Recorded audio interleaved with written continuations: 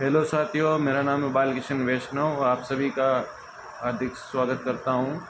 आपको ये वीडियो के माध्यम से सूचना देना चाहता हूं कि अपने भाई जो भी आसीन एरिया से लगा के गुलापरा विजयनगर तक के एरिया में जो भी साथी काम करते हैं, 10 से 15,000 20,000 की नौकरी करते हैं, तो उनको पार्ट टाइम जॉब करके एक अच्छी इनकम भी हम प्रोवाइड करा रहे हैं।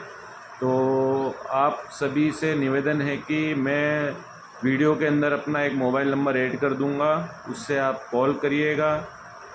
और वहाँ पे जहाँ पे कभी समूहगढ़ में कमल वाटर पार्क है, वहाँ पे अपनी पहली शॉप है, तो आप वहाँ पे आइए, आप समझिए कैसे क्या काम है। जिस भाइयों को मेहनत करनी है, वास्तव में 2 पैसे कमाने हैं, आगे जाके फ्यूचर सिक्योर करना है, तो आप हमसे कांटेक्ट करें। धन्यवाद।